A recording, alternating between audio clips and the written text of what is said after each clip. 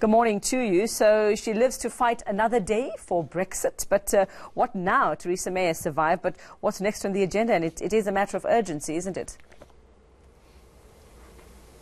Yes, she survived, but only just. What it does mean in the immediate sense is that she can head to Brussels today, where there is a European Union summit going on. And on the agenda, one of the issues is some of the tweaks and changes that Theresa May is asking to her own Brexit deal that she'd already agreed with Brussels. Of course, if she'd been voted down in this vote of confidence, then I think it's unlikely she would have even bothered turning up to this summit. She might now be in some kind of caretaker Prime Minister role, but she is secure in her role for now as leader of the Conservative Party here in the UK, and therefore, as UK Prime Minister, the technicalities of the Conservative Party's rules mean that her own MPs can't try and unseat her in this way for another 12 months. At least. So for now, she remains in post. She can carry on with trying to win changes to her Brexit deal. But it was a big blow to her authority, this.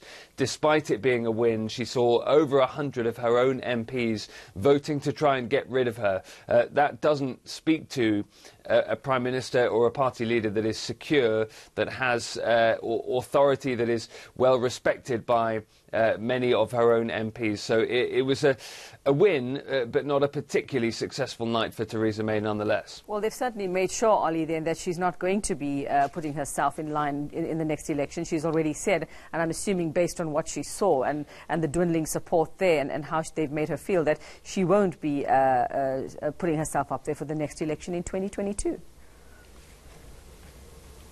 Yeah, that's what she said when speaking to MPs just before they went in to vote on whether they should remove her as their leader. And she appeared to almost promise that she won't be leading the Conservatives into the 2022 election. Now, some MPs came out of that meeting saying it wasn't quite a promise. And she also didn't necessarily say that she wouldn't be the leader of our party were there to be a snap election before that poll due in 2022. So some MPs weren't quite convinced by that. Others were, and that's why some of them decided to vote for her now, because some MPs in the Conservative Party have the feeling that actually to change the leader now would be wrong, that Theresa May can try and bring home a Brexit deal, and then if we can get to March and Britain is leaving the European Union as planned, then after that it's time for her to step aside and let someone else take the reins for the next couple of years of Brexit negotiations to reach that final deal in terms of the future relationship between the UK and the EU. So it was a stay of execution, really, that Theresa May won herself overnight. But as I say, a blow to her authority at the same time. Well, then, Ollie, let's just talk about the actual Brexit talks at the moment. I mean, you said earlier she's expected to travel to Brussels today to continue. But we had EU leaders saying just a couple of weeks ago, that's it, the deal is done, there's nothing else to renegotiate. So what possible talks, what would she possibly be going for now?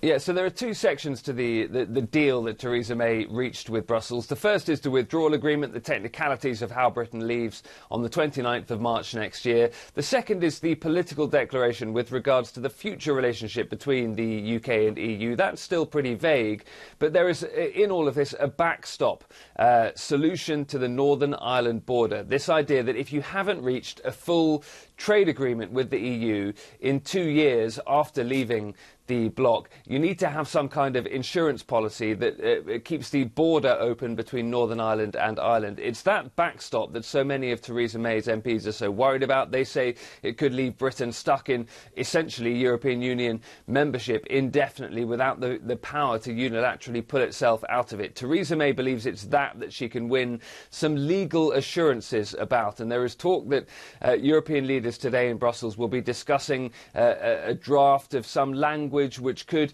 give Britain and British MPs the sense that the European Union and Britain will make every effort to make sure the backstop is only a very temporary solution, that both sides want to get out of it.